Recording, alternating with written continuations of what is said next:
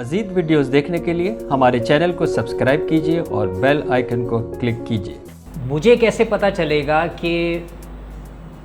मुझे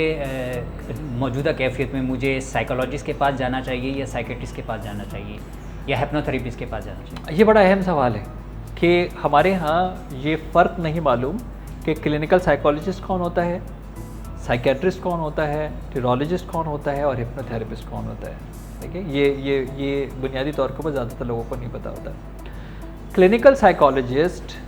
अपनी ज़िंदगी के अंदर 18 से 20 साल पढ़ता है कि डायग्नोसिस कैसे करते हैं, तशख़ीस कैसे करते हैं, ये उसकी फील्ड है।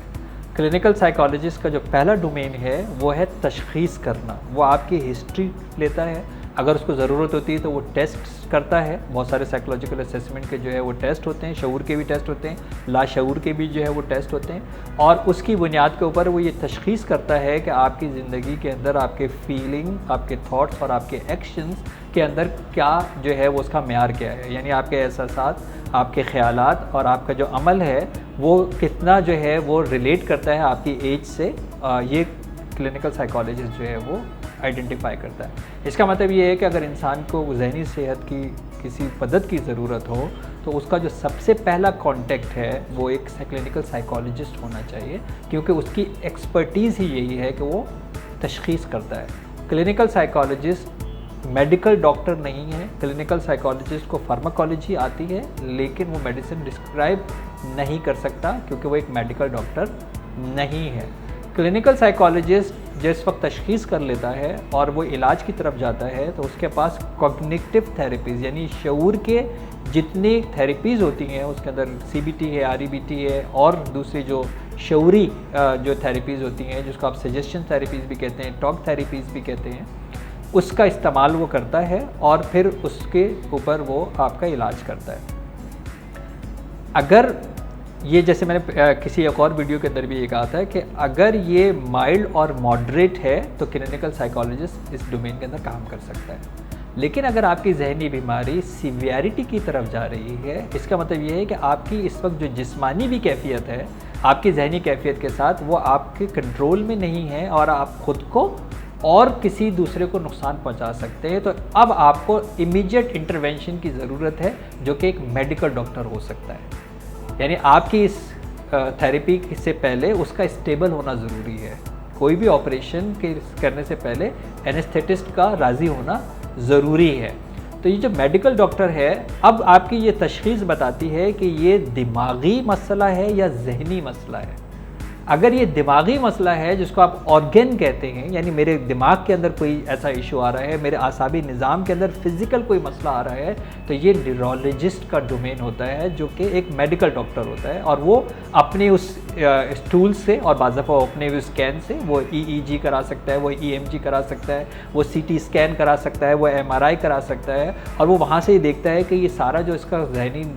निज़ाम चल रहा है, दिमागी निज़ाम चल रहा है, उसके अंदर कहीं रुकावट तो नहीं है और फिर वो न्यूरोलॉजिस्ट इंटरवीन करता है। मिर्गी का अगर है, स्ट्रोक हुआ है, पैरालाइज हुए हैं, डिमेंशिया हुआ है, पार्किंसन हुआ है, ये सारे वो हैं कि फ़िज़िकली आपके इस निज़ाम के अंदर कुछ ना कुछ हुआ है जिसकी वजह से एक न्यूरोलॉजिस्ट को इंटरवीन करना ज़रूरी है। और अगर ये जहनी मसला है यानी आपके अमल के अंदर, आपके बिहेवियर के अंदर, आपके जो केमिकल इम्बैलेंसेस हैं अगर वो मुतासिर हुए हैं जिससे आपका रवैया जो है वो मुतासिर हो गया है, डिप्रेशन हो गया है, OCD हो गया है, बाइपोलर डिसऑर्डर हो गया है, नशे की तरफ जो है वो चला गया है, क्रेविंग की तरफ चला गया है, सुसाइडल थॉट्स की तरफ जो है वो जा रहा है, तो अब इसका मतलब ये है कि इस शख्स को अब एक अर्जेंट मेडिकल इंटरवेंशन की ज़रूरत है जहाँ पे एक इसको मेडिसिन की सपोर्ट की ज़रूरत है जो कि एक मेडिकल डॉक्टर साइकेट्रिस्ट जो है वो दे सकता है और वो उसको स्टेबिलिटी की तरफ लेके आएगा। अच्छा, ये दोनों की स्टेबिलिटी लाने के बाद फिर दोबारा क्लिनिकल साइकोलॉजिस्ट का रोल शुरू हो जाएगा, क्योंकि सेशंस जब तक वो नहीं लेगा, काउंसलिंग जब तक उसकी नहीं होगी, वो ये कैसे इसको जो है वो ख़त्म करेगा। यानी आपका सिम्टम्स ख़त्म करना तो बीमारी ख़त्म करना नहीं है ना, आपकी अलामतें ख़त्म करने से तो बीमारी ख़त्म नहीं होती। अगर लेट सपोज किसी को मलेरिया हो गया है और वो उससे बुखार की दवाइयाँ लेके और बुखार ख़त्म करना शुरू कर देगा तो उससे बुखार के अलामात ख़त्म हो रहे हैं ना, मलेरिया तो ख़त्म नहीं हो रहा। मैं अक्सर ये बात जो है वो कहता हूँ। अच्छा, फिर अच्छी बात है कि मैं हिप्नोथेरेपिस्ट का भी जो है वो बता दूँ। अब जब ये सेशन की ज़रूरत पेश आ गई है थेरेपी स्टेट स्टेबल हो गई है, चाहे वो न्यूरोलॉजिस्ट ने किया है या साइकेट्रिस्ट ने की है, तो अब ज़रूरत होगी कि जो काउंसलिंग सेशंस हैं ये क्या होंगे। अब वही जो डायग्नोसिस क्लिनिकल साइकोलॉजिस्ट ने किया था वो ये बताएगा कि ये मसला शऊर की थेरेपी से सही होगा या लाशऊर की थेरेपी से होगा। अगर ये एक डीप डाउन एक ट्रॉमेटिक ऐसा एक्सपीरियंस है बचपन का जो नहीं निकल पा रहा है, तो ये एक लाशऊर के अंदर एक ऐसा डेटा, एक ऐसा वाक़या, एक ऐसा इवेंट मनफी फंसा हुआ है, रुका हुआ है, जिसकी वजह से ये बंदा उस कैफियत से बाहर नहीं आ रहा और रिग्रेस कर जाता है। अब ये क्लिनिकल हिप्नोथेरेपिस्ट जो है ये उसके लिए एक बड़ा आइडियल काम है कि वो इंस्टेंटली जो है वो जाता है और वो लाशऊर के ऊपर एक्सेस करता है और वो उस प्रॉब्लम को सॉल्व करता है, क्योंकि शऊर से लाशऊर तक जाने में बहुत टाइम लगता है, उसके सेशंस बहुत ज़्यादा करने पड़ते हैं। तो अगर ये क्लिनिकल साइकोलॉजिस्ट बता देता है कि जनाब ये मसला लाशऊर का है और एक मेडिकल डॉक्टर ने उसकी कैफियत को स्टेबल भी कर दिया है, तो क्लिनिकल हिप्नोथेरेपिस्ट इंस्टेंटली जो है ये जाता है और जाके काम कर सकता है। तो अगर आप डिफ़ाइन करें, क्लिनिकल साइकोलॉजिस्ट डायग्नोस करता है, दवाई नहीं लिख सकता। जो आपका साइकेट्रिस्ट न्यूरोलॉजिस्ट है वो वर्बाटिम के ऊपर डायग्नोस जो है वो करता है, लेकिन काउंसलिंग सेशन नहीं कर सकता क्योंकि उसकी फील्ड नहीं है। क्लिनिकल हिप्नोथेरेपिस्ट डायग्नोस भी नहीं कर सकता, दवाई भी नहीं लिख सकता, लेकिन अगर उसको डायग्नोस मिल जाए और उसको स्टेबिलिटी मिल जाए तो फिर वो ऐसे काम जो है वो कर सकता है। और यही वो अल्हम्दुलिल्लाह रीज़न है ट्रांसफॉर्मेशनल वेलनेस क्लिनिक की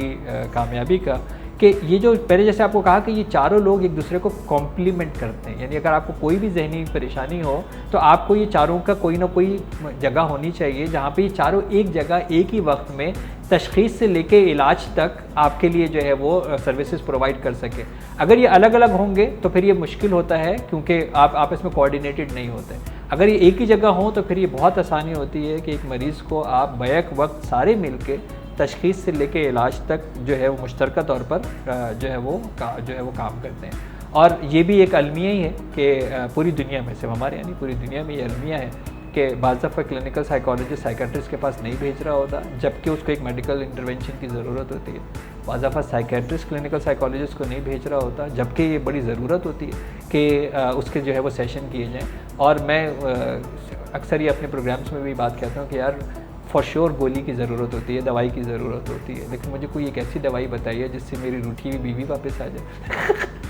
जिससे मेरी गई हुई नौकरी चली वापस आ जाए, जिससे मेरा बच्चा फरमाबरदार हो जाए। मुझे कोई एक ऐसी गोली बताइए। तो इसका मतलब ये है कि ये जो काम है ये काउंसलिंग सेशन ही जो है वो करेगा और काउंसलिंग सेशन के लिए आपको एक फॉर श्योर एक मुस्तनद थेरेपिस्ट के पास जाना चाहिए।